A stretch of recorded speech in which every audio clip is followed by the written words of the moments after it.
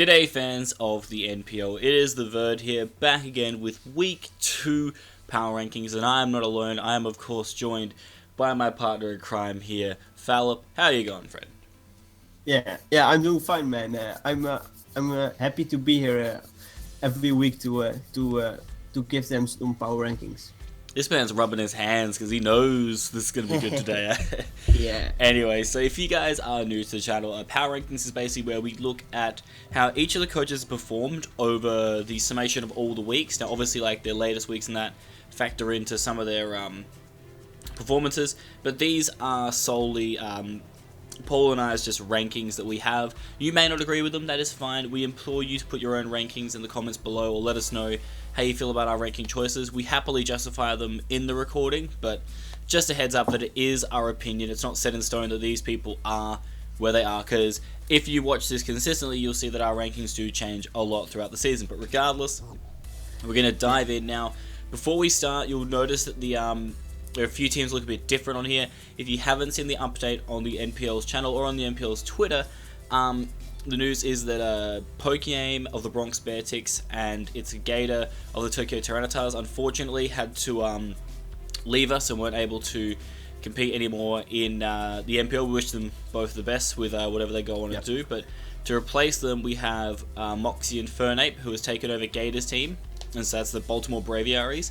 And then we have Shardy of the Bayern Munich, who has taken over the Bronx Bearticks. So if you see those on the sheet and you're like, wait, they're not the teams we saw last week, that is why. Yeah. But anyway, those aside, let's crack into the bottom four, which I love. We have the exact same four, just in a little bit of a different order. But I think the bottom two, and I feel bad because like I don't think necessarily Carney or Cloud are bad battlers by any stretch of the imagination. Like in any other league, these guys are very good battlers. Yeah. I just think the issue for them right now is that they are in a league where this is probably like one of the most competitive leagues right now going around when it comes to Pokemon, and so they really have to step up their game. And just in the first couple of weeks, the normal strategies that they go with against other opponents that have worked in the past, against the caliber they're up against now, it just isn't working. And so I think, they've just got to really try and step it up as much as they can. Yeah.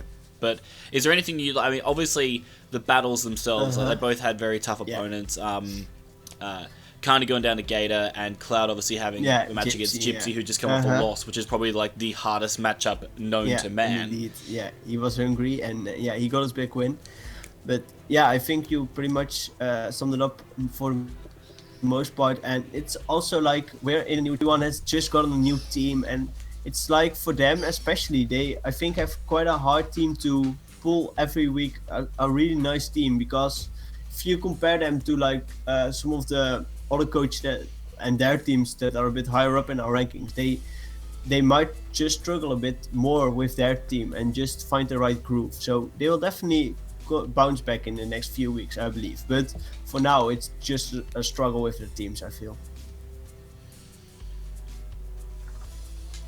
Yeah, for sure. And obviously, like, when it comes to ranking Moxie and Shardy, it's a bit hard when obviously both of them haven't really had any games. Like, I've only got Moxie above Shardy because I don't know if Gator's win over Carney is going to count at all for points or whatnot, but if it does, that's why I have him above Shardy, because at least Moxie has points on the board already, whereas Shardy doesn't. But I think that battler wise Shardy is better, which I guess is why you've got him over Moxie at this stage. It was also a bit like, when I was first making the rankings, I believe I wasn't aware at that time of the new coaches, so I just put them in an order, like with the battles going that went up for week 2. Like the previous team, which is now the Bayern Munich, they got a win over Toke, which is like quite a nice competitor, and so that's why I put them above the Braviaries, which was Gator, who won over Carney. So that was my only reason to put him a bit higher up, because I think he battled a tougher opponent and he pulled out a win. But yeah, for now, I think it's not. It's really hard to call. But if you look at the previous experience of the battlers, I think they have quite a nice experience. I think the Braviers have competed in NPL minors also, and also some other leagues. And yeah, the Bayern Munich, I think almost everybody knows them. He's one of the top guys that has never won the league, but is really up there.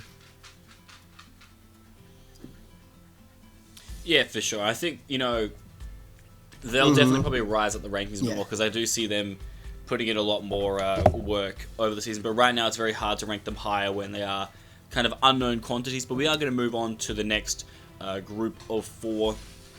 Now, I'm going to just let you guys know, these next 2 groups of 4 are probably the hardest ones to choose out between, because the thing is, most of the coaches that you see now are all currently 1-1. And so it's very hard to say, like, who's had a better 1-1 over others. So this is where things are going to vary, but this is where we can actually explain ourselves. So that's great. So I have Trev at 12th because he's 0-2. Like, there's no much else really I can say about that. Like, the fact that I'm putting him above the Braviaries and the Bayern Munich is because I know Trev's a good battler. I think he can definitely do better than he's doing now, but he is ranked as low as I can put him because genuinely it's probably like the worst start to a league that I've ever seen Trev have, and that is, it's crazy to think that. So I'm hoping that he can bounce back and make things work. But for me right now, I'm just a little bit worried for Trev in his season because things are definitely not going to plan. But in the 12th slot, you yourself have the Brisbane Braylims, who obviously after their first round win entered into a second round loss against Riz. How do you compare those two matches? Yeah, as you already mentioned, this was just really hard, the next few spots, because everyone's 1-1, and not only were they also almost all 1-1, they also have played each other, like the Braylims have battled on some floors, but then some floors had previously lost in their week 1 match against the Beware, so it was like a lot to take into account. But as far as the Braylims go, I ranked them 12th just solely because, they had a nice performance the first week, I thought.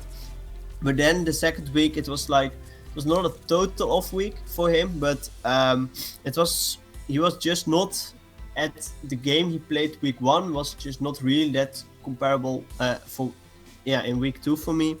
Riz had a really nice tornado set, which was scarfed, but still had a tailwind, and that tailwind really clinched in the game in combination with the Mega Kangaskhan late game. That really helped him out.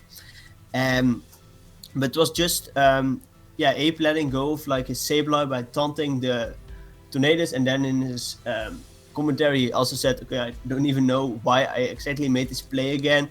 He lost his check to the Mega Kangaskhan. The Mega Kangaskhan could later on kind of clean up. I think Ape can just do a lot better than he did last week, and that's why I think he will definitely bounce back, but that's why he is for now the number 12. That's fair enough. I mean, I had him up in 10th just because I felt that, the battle was very much in the balance. I think, in his first week, he played exceptionally well against Dallas, did everything that he had to do to win that game, which was great. But I definitely think that in the game against Riz, he just had a couple of turns where he definitely could have made a lot better plays and done better things. But for me, I keep him in 10th. I had him 10th last week. I keep him in 10th because I feel that, out of the 1-on-1 guys, he's probably done not the best. But I think that overall, I still see Dallas and the San Antonio Swamperts being the biggest. Like, he's moved up 1, but I don't see his win being better than his loss, I suppose, if that makes sense. So his loss against Abe, where he just made a couple of really bad plays and it just didn't really work out for him that great. But then obviously this last week against Trev, he played really well, but Trev, he does seem to be on a bit of a decline, so it wasn't as... It's obviously a statement win because he beat him, but at the same time, I feel like Trevor's not on his A game, so I don't see, Dallas moving up as much because of that. So, I mean, is there anything else like that you feel with Dallas's with his win, I think compared to like the first week for Dallas, where he also had a nice chance of winning with the rock polish Landorus, just if he had set up on like another time, or if Abe didn't stay in, he could potentially have won that game. But this week, it was just his prep was what there was more creativity. Like last week, I didn't really saw much creativity in the sets, but now like the Decidueye set that will also be mentioned in the podcast. It was a really a great set. Definitely caught Trev by surprise, I think. Also, the Scarf Breloom helped him really out. It stopped the Mimikyu's sweep, kind of with sporing it, and later on it could clean up with Force Palm. So yeah, I thought his prep this week was quite on point, and that's why I put him just one place above where he was last week, and also just above the Brelums. Okay, so there's one question I just got to ask, because I'm struggling a little bit to understand this, but I want to hear your justification, obviously. So, both the Swampert and the Brelooms are currently 1-1. Trev is 0-2. So, what's, I guess, your reasoning for putting a guy who's 0-2 above guys that are both 1? Yeah, it's a bit like, we all know Trev can do better. And if you have looked at the matches... I'm sorry. But this week, I think they also... I praised Dallas for his prep, just shortly. But they both stated that it is in their commentary, Trev kind of choked the game away. If he remembered that without the Intimidate drop, his Celesteela would do enough damage to the Decidueye, and he knew it outsped, he could have just revenged it and prevented the baton pass. And by doing so, he would most likely won the game. Also, his prep this week, it was quite a nice prep, and this was also the case the first week. He could have swept the Nidokings, Denza. Yeah, Denza. He could have swept it potentially with the Autotomized Celesteela, but he just didn't play his cards right. So I feel like Trev has the prep. He knows what he has to do to win, but he just every time it comes to like, okay, I have now this plan, I'm going to succeed, and then he just, he fails. And it's just those small details. If he can figure them out, I think he will get in the winning mood. But if he can't figure them out by like next week, then it will be a really hard season for him. But I still have hopes in him, so that's why I put him in number 10. Alright, well, that's fair enough. Like, I mean, I'm not gonna like question the decision too much, because obviously you have your own way of thinking about it, but it was a little bit surprising, I guess, to see it that way. I've already kind of discussed the Breloom, so I'm not going to touch on them anymore, but at number 9 we have two different teams. I have Danza and the Nidokings. You have the Bewares. What's your reasoning behind choosing Razor here? Last week I had him number 10. It was a bit low, I must say, but he moved up one spot. He did lose this week, but still he had a nice win in the first week. And now, he went up against Anthony. We all know Anthony's a really great battler, and he still had some nice sets. The Choice Band Crobat still put in work again. Call My Tapu Koko was also a really nice bring. Unfortunate, the God Stunfisk put it down in its tracks, but it was a nice bring, and in the end the Buzzwole had a kind of a mini sweep, but I think he just went up against an opponent that was just a caliber above him. It was still, he still played okay, and that's why he just sticks around the middle where he was last time also. Yeah, I mean, like I'll talk about Razor a bit more afterwards, but yeah, again, it's very hard. Like with a lot of these teams, they're all 1-1, so it's very hard to distinguish between them. But my number 9, as I said, was Danza. Obviously, he came off a really good first week match against Trev, and that was great. Like, he was riding off that wave of momentum. But then he went up against Seb, and Seb just had a really good plan, and the plan was late game agility Scizor, and it worked exactly how he had planned to do it, and he went on to win. And I think, for Danza this time, like the way that Danza beat Trev was that Trev was actually in control for a bit, and then just made one slip up sacking Celesteela. And I think the problem this time for Danza was that, Seb wasn't slipping up. Like, Seb wasn't making any mistakes. He was playing the game how he had to play it in order to win.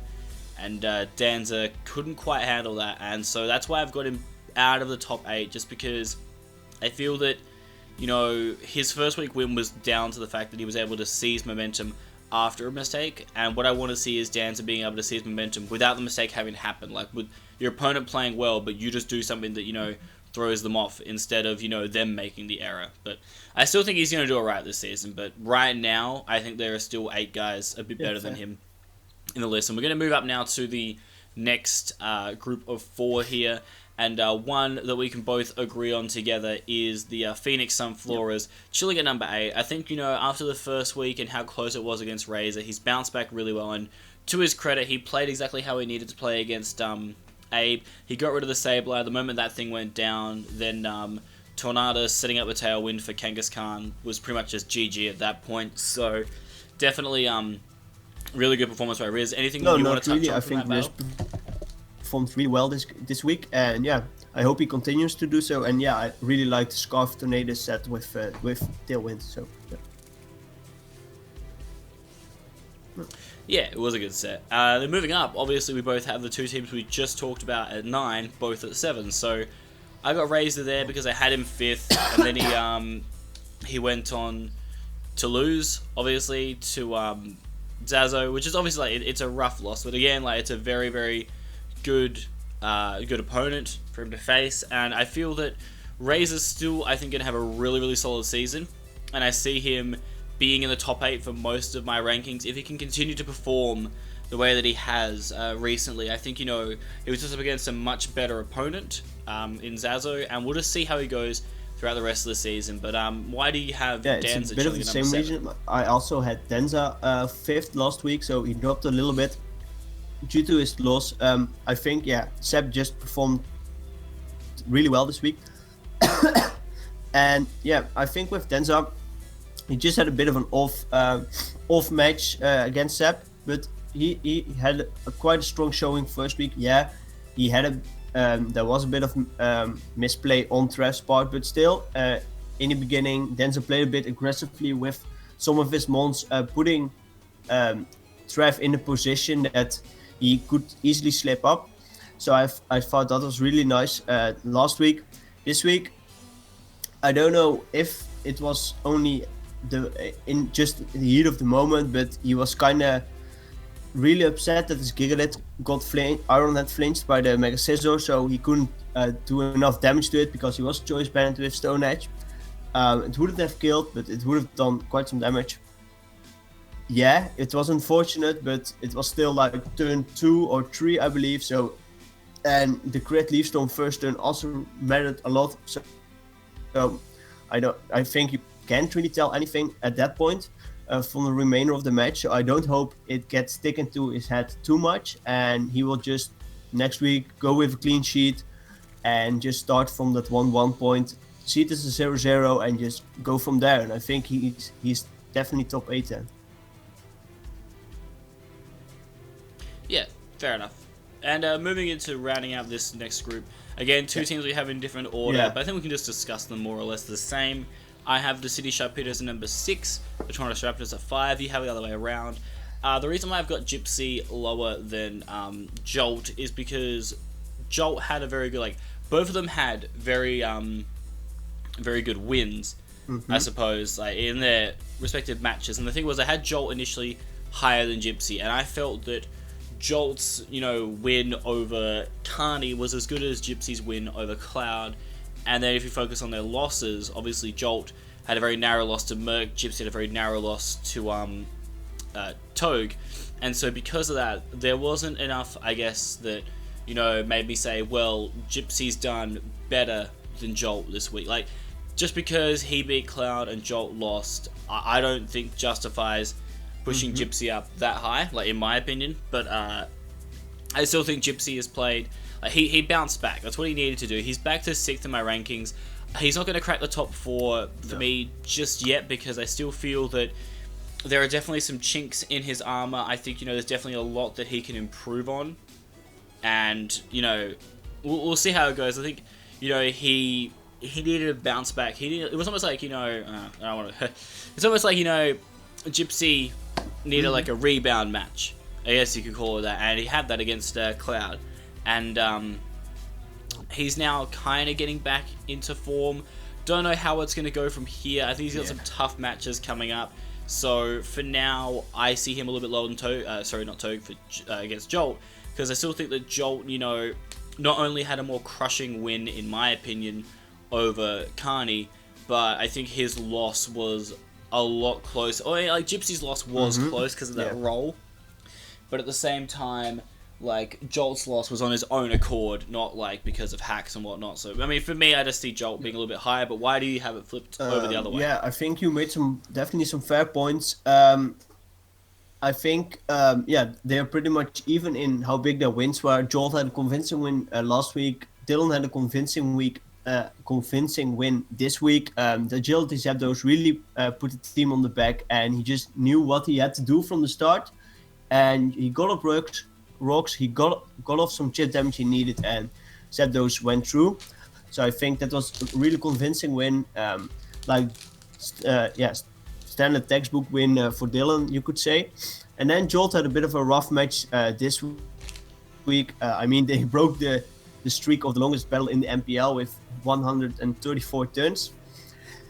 So that was a bit crazy. But yeah, if you looked at the match, pretty much everyone knew what the key points were, and they also highlighted in their respective matches. If you haven't watched that, watch that.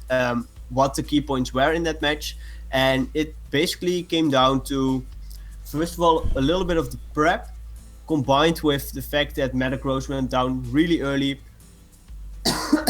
but not at the right time. If Jolt played his Metagross correctly, I think it was definitely more in his favor to win, and he could definitely have pulled it back, because now it was more like the wish core of Merc was just like unbreakable. He had to wish stall, PP stall like all the wishes. It was like near impossible, because he knew that if one T-Bolt para on my Talonflame, that would mean the game.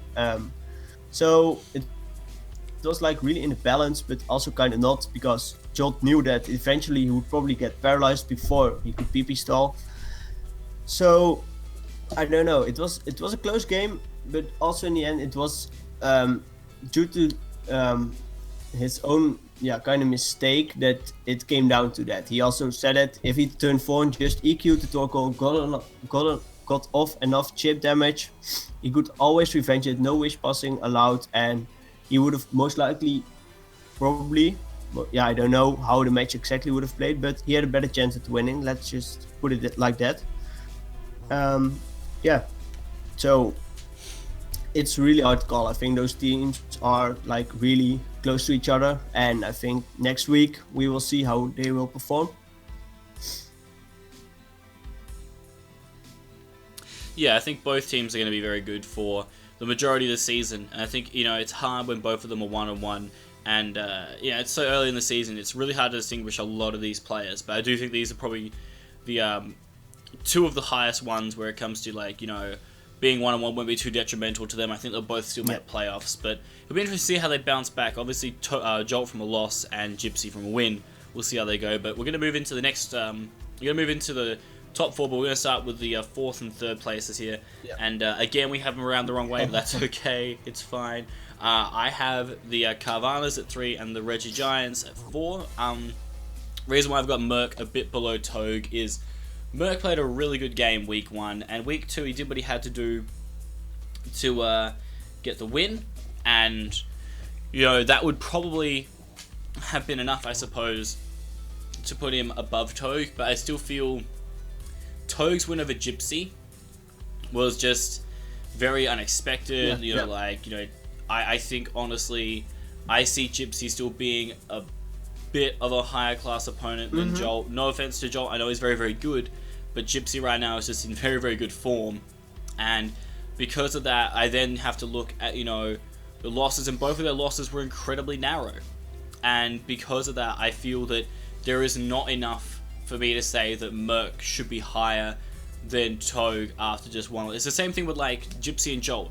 Like, yeah, both of their losses and wins are very, very close together, but I already had Togue, I already had Jolt above Gypsy, so there's no real reason, I think, to change that. And so I guess that's how I see it. I think both of them, though, have been doing really well. Like, Merc, he played really well against Jolt. He did what he had to do, and like, as I play that like a broken record, but the thing is, in these kind of battles, sometimes you just have to do like the weirdest, stupidest things for it to work. And his thing was, he just needed the power. If you got the power on Talonflame, then Mega Latios could just pretty much just clean up. And that's basically what happened. And, you know, he played his Torkoal really well. Torkoal came in pretty clutch. Licky Licky was very solid. The only thing I would maybe recommend is that potentially he dropped either the Dragon Tail or the Flamethrower on Licky Licky for Heal Bell. Could have been really nice, because that way then things like Terrakion wouldn't have been burned, and you could have actually got off more damage with that. Could have allowed him to have a Cleric way of dealing with the consistent Willows from Talonflame. I think maybe that could have been a decent tech, but overall, he played that match very well. And as did, like, Togue, to his credit, he did lose, but I don't think he got absolutely blown away. He played quite well, and just got a bit unfortunate, not really reading the Z Psychic as well as he could have. But, you know, that happens. And I think, you know, both of them will bounce back, and both of them could be in the top 2 soon. But why do you have Merc, I guess, over Togue? Yeah, I think, also if you compare their wins and their losses to each other, then it was just, Merc lost week 1, like, really close game to Anthony. I think they both prepped really amazingly in that match, and they also played quite well. Anthony just a bit better, that's why he won 1-0. But I think Merc performed really well, and he really put himself out there. And then this week, he got a win over Jolt, which is really nice. Was a really nice win, and also Jolt preps really solid, as you may all know.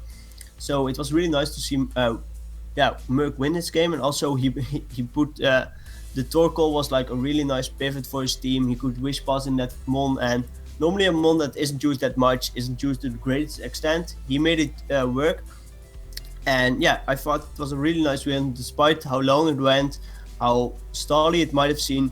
He knew what he had to do, and he did it. So that was also a convincing win for me. And then Togue had a really nice win first week. He beat Gypsy, was not done before in the MPL, but then week 2 he also was out there. He had a nice prep. The Manaphy set from Blake just threw the Clefable set like out of the window. It didn't do anything due to the Manaphy, which was a really nice set on Blake's part. And then at the end, he just didn't really saw how he would win. He just didn't saw it that clearly. He might have made a misplay here and there, and that's why he lost a narrow 1-0. But I thought Merc's loss was a bit I thought Merc's loss was a bit better in his regard than it was for Togue, and that's why he just got the narrow edge above Togue.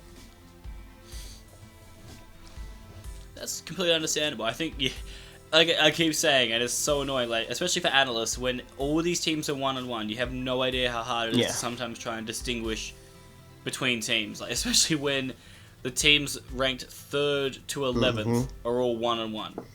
Like, it's just pretty dumb. But we're going to move on to the top 2, and really there could only be 2 guys at the top. It's both of the guys who are currently 2-0, and I must admit, I did have Togue up there, but now I can concede that you were right from your first 2 weeks of rankings that Zazo should be number 1. But let's not talk about Zazo straight away. Let's talk about Seb for a little bit, because honestly, I think, you know, Seb has the potential to be number 1. I don't know, I just feel that Zazo has a stronger team overall, and so it's very hard, you know, for me to put Seb above Zazo when both of them have been performing as exceptionally as each other. Like, first week they both played exceptionally well, and the next week Seb, you know, he had a win con, he knew what he had to do in order to win, and he just went out and did it. The agility sizzle was genius. It worked perfectly in counteracting the sandstorm, and he just went on to just clean up against Danza, and he's looking very, very strong for the start of this season. I'm very excited to see what else Seb can bring, I guess, to the NPL, because he wasn't too bad last season, but I definitely feel like this season he's going to be even better, and that's, for me as an analyst, that's very exciting. But obviously, when it comes to Zazo, sorry, before I go on Zazo, is there anything you would like to touch on? Yeah, maybe I think about Seb played really well, and also he set up he